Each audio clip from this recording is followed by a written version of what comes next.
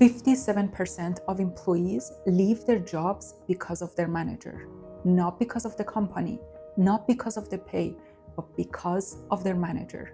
I've seen it over and over happen again when a strong team is destroyed in weeks, not by a bad person, but by a manager who didn't see the damage they're causing until it was too late.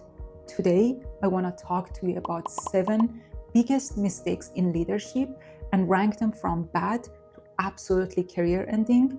And if you're making even one of those mistakes, your best people are already planning their exit. Mistake number 7, inconsistent communication. This one seems harmless, but it's a death by 1,000 cuts. Here's what it's looked like. On Monday, you asked everyone to send you detailed updates on everything. By Wednesday, you're annoyed that they're sending too many emails. By Friday, you're frustrated that they didn't loop you in a critical issue. Your team can't read your mind. When your communication style changes on a daily basis, they waste their energy trying to predict what your style gonna look like rather than doing their job.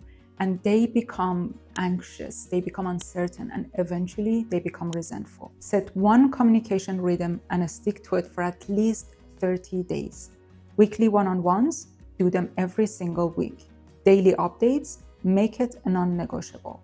Consistency builds trust, and trust builds morale. Consistent communication frustrates your team, but this next one mistake, it actively demotivates them. Taking credit for your team's work. Your team member stays late. They solve a very complex problem. They put together this amazing presentation and they drive that solution to the result. And then you take that presentation, present it to the executives and say, this is what I accomplished this quarter. Or even worse, you say, this is what we accomplished this quarter, but you don't name names. Research shows that lack of recognition is number 2 reason why employees leave their jobs right after poor management. When you take credit of your own team's work, you're telling your team that your contribution doesn't matter. You're just a tool that I use to look good. Make it a rule. Always name names. When presenting results, say, Sarah built this framework, or this was Mike's idea, and here's how he executed it. It takes 5 extra seconds and builds loyalty that lasts years. Taking credit is an active betrayal, but this next one is a passive one.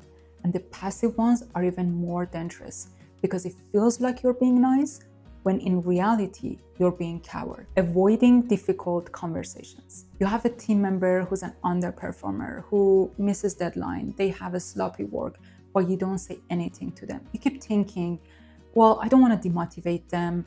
I hope that they're gonna get better. They're gonna eventually see their mistakes. In reality, you're just trying to avoid an uncomfortable conversation. So weeks pass by and you absolutely do nothing. And so the rest of your team have to pick up their slacks and watch you to do nothing about that underperformer. Your top performers start losing respect for you. They're gonna think, if my leader doesn't care, why should I keep trying? And that poor underperformer, they have no clue that they have an issue until you're ready to fire them. Have the conversation within 48 hours of noticing the pattern. Use this script. I've noticed a specific behavior. Here's the impact it's having. What's going on? And how can I support you? Direct, compassionate, immediate. We're past the halfway point and these mistakes are getting more and more toxic because avoiding difficult conversations hurt the morals of the team slowly. But mistake number 4, it stops the team dead in their tracks. Decision paralysis. Your team presents 3 options. They all have pros and cons and they're carefully put together. You say, let me think about it. I think we need more data. 2 weeks later, you're still asking for more information. A month passed by. That opportunity is long gone and your team completely lost their momentum. Research shows that 60% of new managers fail within their first 24 months. And decision paralysis is one of the top 3 reasons of their failures. Why? Because while you're thinking about it, your competitors are executing it. Your team feels powerless. They need your decision to be able to move forward, but you won't give it. So they have to stop and watch the opportunities pass by while you're still collecting more information. Use the 72-hour rule I mentioned in my burnout video. Gather the information you realistically can in 72 hours. Involve your team in the decision and make the call. Even if it's not perfect, you can always course correct. Momentum beats perfection every single time. Now we're entering the territory of mistakes that not only they hurt the morale, but they completely destroy the trust. Decision paralysis frustrates your team, but this next mistake, it turns them against each other. Playing favorites. Let me be blunt. Every manager just naturally click with some specific personality type.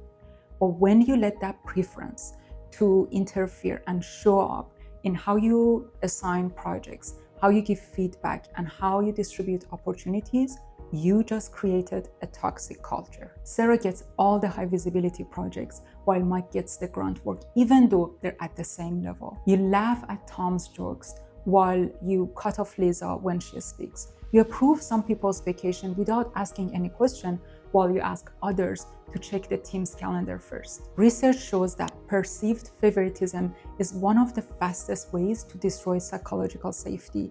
The team stops collaborating with each other because they're competing with each other for your approval. They stop taking risks because they're not gonna get the rewards anyway. Audit yourself.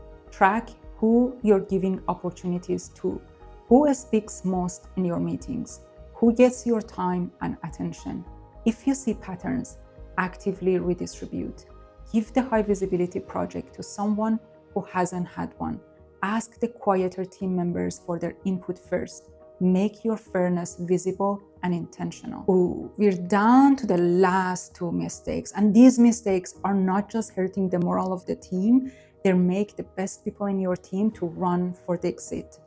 While favoritism makes the teams to turn against each other, this next mistake makes them to feel that there's a camera strapped to their back. Micromanaging everything. You know this manager. They want to review every email before it's sent out. They show up in a client call just to observe it. They ask you for updates 3 times a day just to redo your work at the end because it wasn't quite right. Micromanagement is the #1 reason that the high performers leave. Not low pay, not lack of benefit, micromanagement. Because your top performers don't need a babysitter, they need your trust. Micromanaging tells your team they're not capable. It stripes away their autonomy, which is one of the core human needs for motivation. And here's the kicker. While you're micromanaging and you're so stuck in the weeds, you're not doing your own jobs and all the strategic works is piling up. Define the outcome, not the process. Say, here what success looks like. How you get there is up to you. Then step back. Yes, they might do it differently than you would, and that's okay.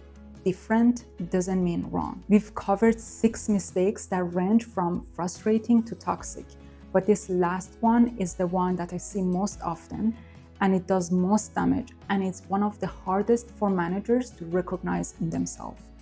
Here's the most career-ending mistake I've ever seen. Lack of empathy and emotional intelligence. Your team member's parent just died and you tell them, take the day off, but make sure that this report is ready by Friday.